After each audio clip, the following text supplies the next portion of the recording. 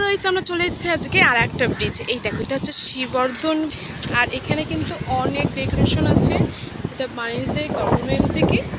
সমুদ্র সৈকতে এত হাওয়া দিচ্ছে যে আমি কথা বলতে যাচ্ছি কিন্তু তার সাথে সাথে হাওয়াটা কিন্তু বয়ে যাচ্ছে, তাই পার্সোনাল আমাকে আবার ভয়েস দিতে হচ্ছে কিছু জায়গায়। এখান দিয়ে নিচে নেমে তারপরে হচ্ছে স্নান করতে লাগে।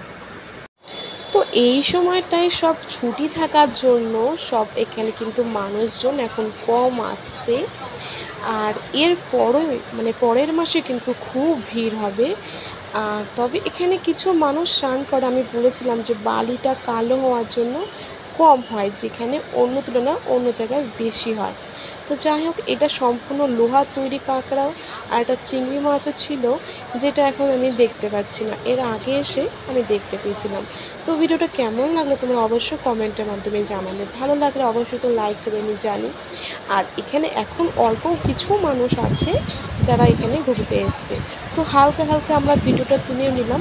সুন্দর লাগলো ভিডিওটা তোলার সময়, আর বেশি ভিড় হয়ে গেলে না ভিডিওটা তুলতে আমাদের অনেকই অসুবিধা হয়, সমুদ্র ঢেউ দেখা যায় না, শুধু মানুষ আর মানুষ। তো যাই হোক, এখানে কিন্তু একটু কম হয় ভিড়, আমি দেখেছি অন্য তুলনায়। তো যাই হোক, তোমাদের এখানে ভিডিওটা স্টপ করছি, ভালো লাগবে আর নতুন ভিডিও দেখা।